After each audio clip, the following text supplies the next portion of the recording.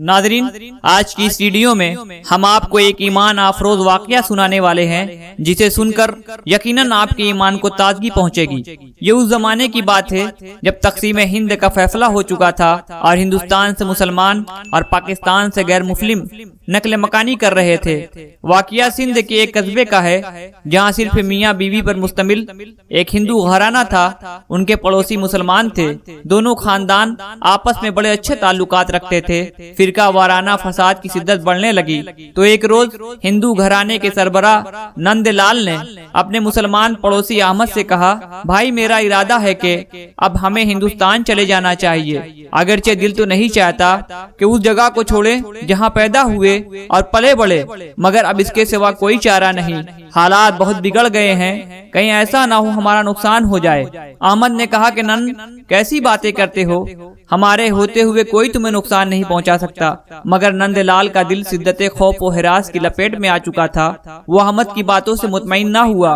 उसने घर में अपनी बीवी से कह दिया कि हम मौका मिलते ही भारत चले जाएंगे, तुम तैयारी मुकम्मल रखना। इस गुफ्तगू को कई रोज गुजर गए। एक रोज नंदलाल के साले का खत आया कि हम लोग भारत जा रहे हैं, आप लोगों का क्या इरादा है? अगर तैयार हो तो साथ चलेंगे। नंदलाल की ससुराल खासी दूर थी। नंदलाल ने उसका खत अपने पड़ोसी अहमद को भी दिखाया और उससे राय तलब की कि हमें क्या करना चाहिए। अहमद ने कहा कि तुम लोग घर में मुकम्मल तैयारी रखो और खुद साले के पास जाकर सलाह मशवरा कराओ, फिर जो प्रोग्राम है उस पर अमल करो। नंदलाल ने ये तजवीज पसंद की और बीवी को बिल्कुल तैयार रहने का हुक्म देकर खुद अपने साले से मिलने चला गया। नंदलाल की बीवी बहुत खूबसूरत थी। उम्र उसकी 25-26 साल की थी, मगर औलाद ना होने और सेहत अच्छी होने की वजह से 16-17 साल की लगती थी। अहमद एक अरसे से उस पर निगाह रखता था, मगर उससे कोई ऐसी वैसी बात करने की कभी जुर्रत ना कर सका। अब उसे एक मौका मिल गया। नंदलाल अपने साले से मिलने चला गया और अपनी बीवी को तैयार रहने के लिए कह गया तो अहमद ने फायदा हासिल करने का प्रोग्राम बना लिया। उसने एक तांगा लिया और शाम को हाँपता कांपता नंदलाल के दरवाजे पर पहुंच गया। अंदर से नंदलाल की बीवी मोहिनी ने पूछा, भाई कौन हो, क्या काम है? मैं अहमद हूँ। अहमद ने जवाब दिया, भाई नंदलाल 8 बजे वाली गाड़ी से आ रहे हैं, उनके साथ ही आपके भाई भी हैं। उनका इरादा सीधे खोखरा पार जाने का है, वो यहाँ नहीं रुकेंगे। उन्होंने मुझे पैगाम भिजवाया कि मैं आपको रेलवे स्टेशन पर पहुँचा दूं। आप जरूरी चीजें, जेवरात, नकदी और कपड़े ले लें और तैयार होकर फौरन बाहर आ जाएं। मोहिनी अहमद को एक अरसे से जानती थी। दोनों पड़ोसी थे और उनके ताल्लुकात भी बहुत अच्छे थे। फिर भारत जाने की बातें भी रोज ही होती थी। उसने अहमद की बातों को सच जाना और जरूरी तैयारी के बाद बाहर आकर तांगे पर बैठ गई। रेलवे स्टेशन ज्यादा दूर नहीं था, मगर तांगा बहुत धीरे चल रहा था। इससे मोहिनी को कुछ शक गुजरा। उसने मुंह से पल्लू उठाकर इधर उधर देखा तो रास्ता बदला हुआ पाया। उसने अहमद से पूछा कि भाई हम किधर जा रहे हैं? ये तो स्टेशन का रास्ता नहीं है। घबराओ नहीं भाभी, अहमद ने अय्यारी से जवाब दिया। हमने जानबूझकर जंगल का रास्ता इख्तियार किया है ताकि आम सड़क पर से लोग हमें देख ना सकें और कोई आपको परेशान ना कर सके। हम थोड़ी देर में स्टेशन पर पहुंचने ही वाले हैं। मोहिनी ये सुनकर खामोश हो गई। थोड़ी देर बाद तांगा अचानक रुक गया।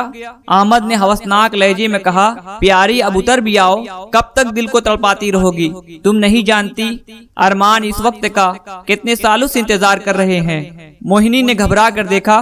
चारों तरफ खौफनाक जंगल साए साए कर रहा था। वो सारे मामले को समझ गई और शर्माते हुए बोली, अहमद मैंने तुम्हें भाई और तुमने मुझे बहन बनाया हुआ है, कुछ शर्म करो और इस मुकद्दस रिश्ते की लाज रखो। अहमद पर शैतान सवार था। उसने एक झटके के साथ मोहिनी को खींचकर तांगे से उतारा और दस्तदराजी शुरू कर दी। मोहिनी ने उसके चंगुल से बचने की बहुत कोशिश की। अब पूरे ताकत के साथ अपनी इज्जत को बचाने की तगदो करने लगी। उसने रहम तलब निगाहों से तांगे वाले की तरफ देखा, मगर उसकी निगाहों में भी हवस के शोले नाच रहे थे। उसने हाथ जोड़कर अहमद से दरखास्त की, अहमद खुदा के वास्ते मुझे बर्बाद मत करो, मैं कहीं की नहीं रहूंगी। तुम्हें तुम्हारे प्यारे रसूल का वास्ता, मेरी इज्जत ना लूटो। मेरे जेवरात ले लो मगर मुझे छोड़ दो। लेकिन अहमद हवस की मस्ती का शिकार था। उसने मोहिनी की दरखास्त पर कान ना धरे और उसे वाहसियाना अंदाज में उठाकर एक पत्थर के पीछे ले चला।